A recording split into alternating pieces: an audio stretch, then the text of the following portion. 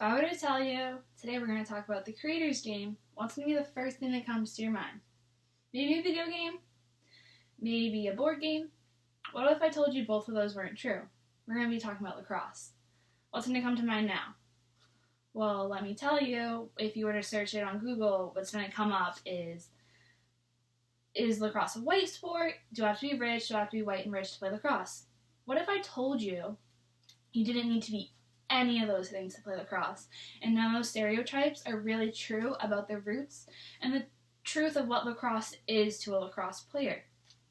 Lacrosse is currently the fastest growing sport in the world and the country. There are exponentially new players every year in youth programs around the country, as well as people within the United States and other countries working outside the United States to grow and develop lacrosse on an international scale in different countries. The last U21 World Cup, there was actually a team from representing Kenya, which was really interesting because that's not a place that you would typically think you'd find lacrosse. And because of work and the love and dedication of other lacrosse players, people in Kenya were able to love and play a very high level of lacrosse, which is really fun. So despite modern stereotypes of lacrosse, the game is seen as a ritual or tradition for the Native Americans who created it for us so many centuries ago. It's this same ritual and tradition that made modern lacrosse players honor and follow, which makes lacrosse a sport like no other on earth. To begin, lacrosse was created in the St. Lawrence Valley of New York. It then quickly spread western to the Great Lakes and Midwest. The first lacrosse fields were 500 yards to many miles long. So that's like almost over a quarter mile to many miles long. So to fill that much space, teams and games would have thousands and thousands of participants. These first games would include entire tribes that would settle land disputes. It would help with religious activity, and I thought it was very cool that actually it would train warriors as well. So if you think about it, lacrosse at that time was almost like a controlled simulation of a war. Very good training for a warrior.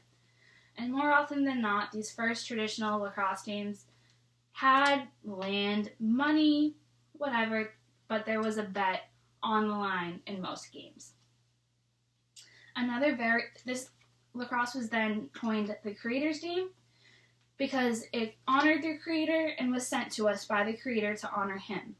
So it's just this religious output kind of way that we can connect to our Creator, our spirituality through a sport. Another really popular nickname for lacrosse is the medicine game because of its healing properties and the way that it was treated spiritually by Native Americans originally. It said lacrosse is a gift from the Creator, a medicine used to drive away sickness and create positive energy. A sport that teaches athletes the value of communication and teamwork and working for the greater good. So lacrosse is a way to bring in good energy, really revamp yourself, push away what's bad. Maybe it can work as an offering to the Creator for whatever the tribe may be. But overall, there was a healing power of lacrosse that attracted so many people. But overall, and what we can still hold true today is that it's a community. People are always working together, and they want to see others succeed instead of seeing others fail, which is not something common nowadays. Lacrosse was first viewed by French missionaries in 1630. They actually gave lacrosse its modern name of lacrosse. It kind of comes from the French word of lacroix, or the cross. They were missionaries, you know? The first games and the first club was created in Montreal in 1856. 10 years later, that same first club created the first rule book of lacrosse in 1866. By 1876, Queen Victoria had watched her first game of lacrosse and noted this sport's very pretty to watch. So to have the Queen say your sport's pretty means a lot.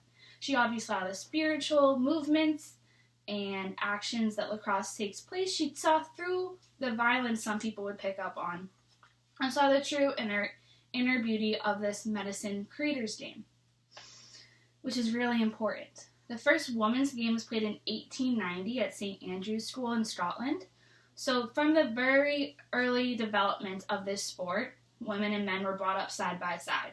So the women's game grew with the men's game, which just shows the work for the greater good of the community.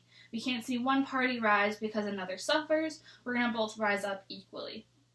Lacrosse was then played in the 1904 and 1908 Olympic Games and is slowly but surely working its way back into being an Olympic sport. Nowadays, nearly 900 colleges support lacrosse, either men's or women's, all three divisions, nearly 900 teams in the NCAA right now. There's also pro, men's and women's league, and just like the early beginnings of lacrosse, the men's league is supporting the women's league, which is obviously men's lacrosse because of the way our sports structure works in America. It gets more popularity.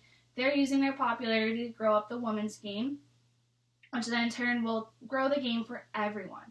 It's that greater good of community once again that's allowing everyone to grow, succeed, and thrive in the sport of lacrosse.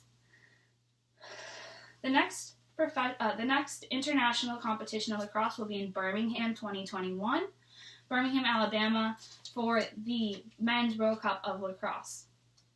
There's a lot of controversy around this World Cup because the Iroquois Nationals, the Iroquois national team, was not allowed to play because they are not a country, they are a nation. The United States had issues with visas, getting them into the country, so they were essentially told they can't play. That's when the Irish national team came in and said, these guys are the ones that created our sport. None of us, none of the 12 teams would be here if it wasn't for the Iroquois. So if they're left out, that's just not right.